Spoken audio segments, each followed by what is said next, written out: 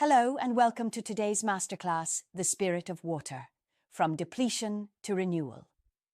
We're thrilled to have holistic executive coach Pamela Horton back for part 2 of this transformative series. Pamela will guide us beyond awareness into action, showing how to shift from scarcity to flow by realigning with water's wisdom. We can't wait to continue this journey. Over to you, Pamela. Editing this. Hello. So hello and welcome to the Business of You Masterclass, The Spirit of Water. I'm Pamela Horton and I am your teacher today, as well as a holistic executive coach. We're going to be diving deep into, pun intended, into the spirit and science of water. So if you haven't already, grab some paper and pen, maybe some water, a cup of tea or coffee, and join me. And thank you for joining me. It's absolutely a privilege to be able to share this experience with you. I've got my tea and my water and I'm ready to go. So let's begin. Dehydration is the absence of enough water in our bodies. Now, Dr. Yumi Ishihara goes on to say that aging is merely a phenomenon of our body becoming gradually dry. Isn't that interesting? So what causes dehydration? Not drinking enough water, clearly and obviously. It seems obvious, it is obvious, but a lot of times we think that we're getting enough water, just like, all of my clients, except for that one, his name was Paul, think that they are getting their daily intake for water. And in reality, we are coming up short. So how much water do you need to be drinking? The National Academies of Science, Engineering, and Medicine tells us and recommends that for a daily fluid intake for men is about 125 ounces. For women, 91 ounces. Now that can change because, and a good formula is, I'm going to share that with you. You take your body weight, you divide it in half, and that number is the number of ounces you should be drinking for your body. People are very concerned about actually having to relieve themselves from drinking so much water. And I can tell you that if you decide to follow through with that formula and give your body the water that it needs and become properly hydrated, you will fall into a rhythm. Your body will regulate the amount of times that you need to relieve yourself. Another reason for dehydration is electrolyte imbalance.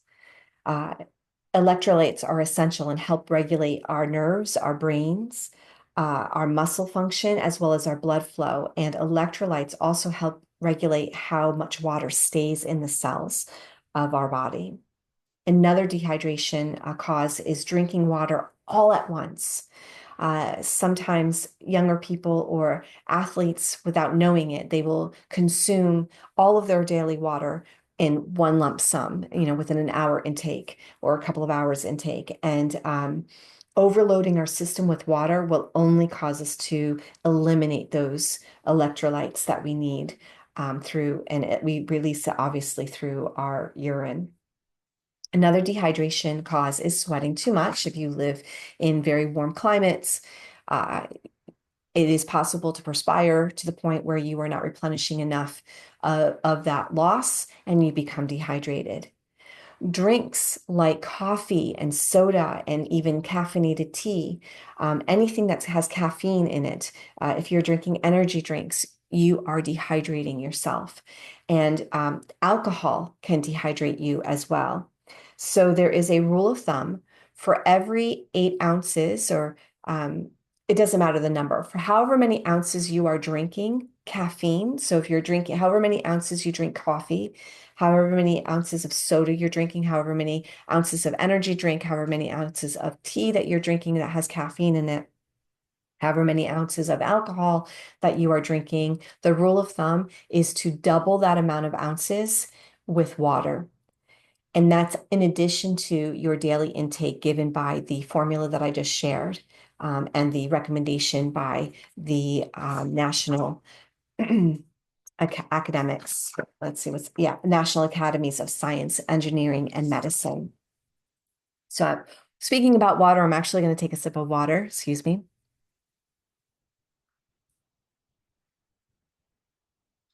Okay. So another cause for dehydration are prescriptions and over-the-counter medications. Diuretics clearly are and dehydration causes. Antacids, laxatives, and blood pressure medication even causes us to be dehydrated. They are designed to flush water and electrolytes out of your body. That's the purpose of these prescriptions and over-the-counter medications. So what happens when we are not properly hydrated? Our blood becomes thicker, which means that we are not able to get the necessary oxygen and nutrients around our body as needed. And this is just one factor that leaves us feeling tired, run down, and even sluggish. The afternoon, around 3 o'clock when we get that sluggish feeling, that tired feeling, drink a nice cold glass of water. Other symptoms of dehydration include headaches, dizziness, fatigue, confusion, dry mouth, and loss of appetite, but you're craving sugar. That's actually an early sign of type 2 diabetes. Flushed red skin, swollen feet, muscle cramps, Charlie horses, dark urine, and even constipation are all signs of dehydration. So remember when I said when my clients became properly hydrated after we found out what their hydration baseline was, and we figured out the formula for them to become properly hydrated, what did I say happened? They gained more energy, they had more focus, they felt better, they produced more. They had more energy. So a quick, simple test that you can do for yourself to see whether or not you are properly hydrated is you take the skin on the back of your hand and you pinch it and then you let it go. You pinch it and then you let it go. If your skin snaps back into shape relatively quickly, you are hydrated. May not be hydrated enough, depends on how many ounces you're drinking according to your body weight, but it's a start. If your skin retracts slowly, then you are very dehydrated, and it's a good idea to uptick the intake of your water. So obviously, drinking water is vital for good health, but the quality of our water that we drink is equally important. So water is the only substance that exists in all three states: liquid, gas, and solid. Think about that for a minute.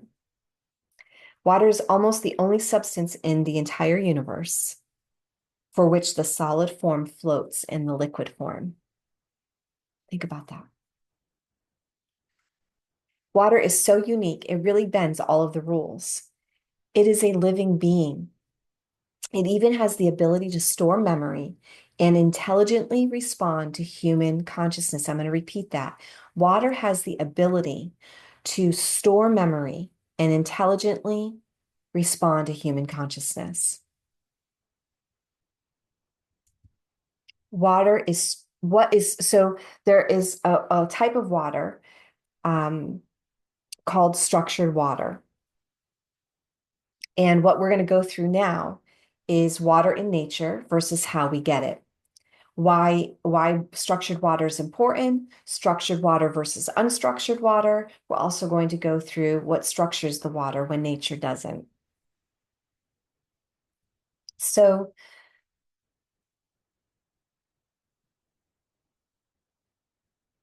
what is structured water and why is it important? Structured water is also known as hexagonal water, referring to water molecules that form in a hexagonal cluster. Structured water is aligned, stable, and constrained. This is in contrast to regular water, which has a more random or disorganized molecular structure. So there's organized water, structured water, or disorganized water.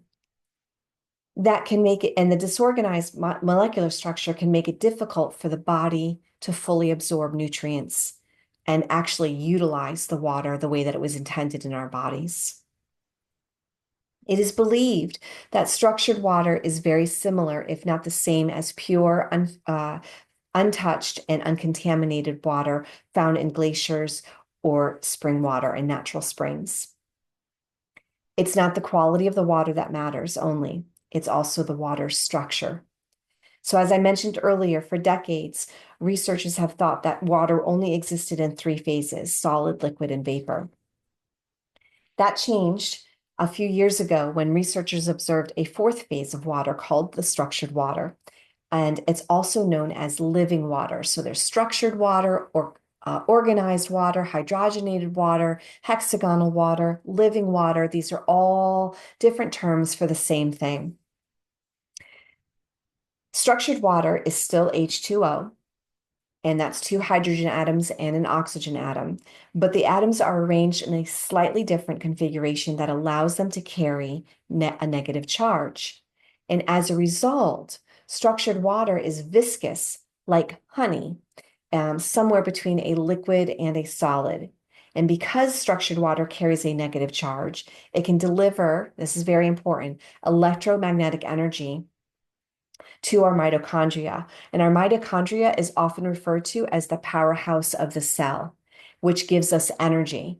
So it's like we are charging our mitochondria that gives us energy with structured water. And if we're not drinking structured water, we're not recharging our mitochondria.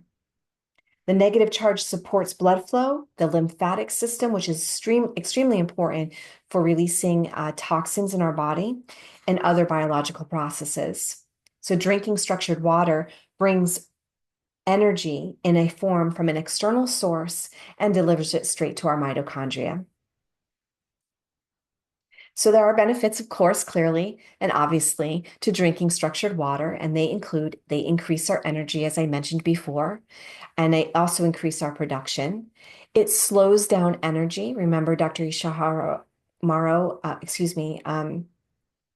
the quote that she said about aging is merely the process of becoming gradually dry. And it also decreases inflammation.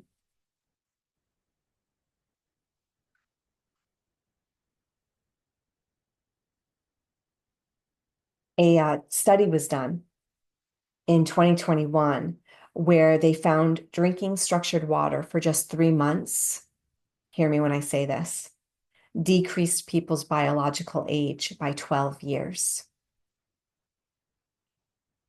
I'm going to say that again. Drinking structured water for just 3 months' time in a study showed that people's biological age decreased by 12 years, meaning their cells were functioning as if they were 12 years younger.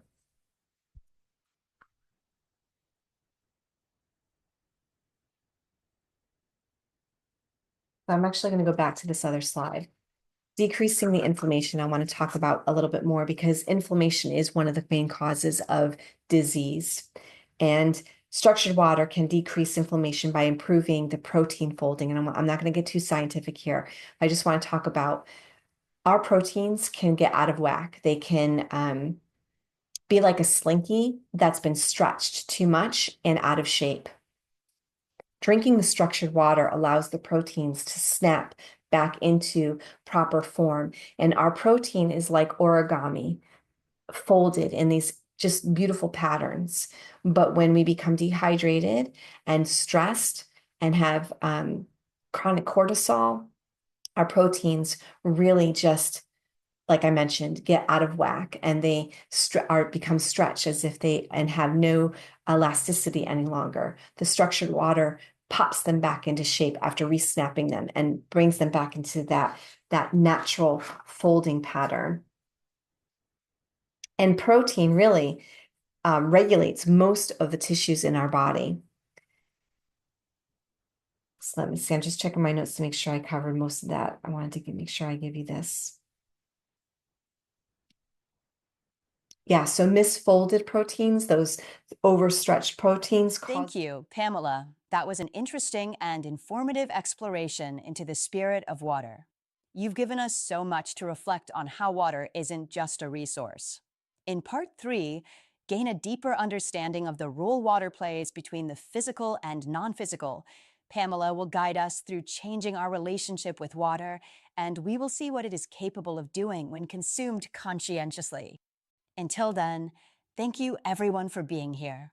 Stay tuned for part 3, and as always, stay curious, stay connected.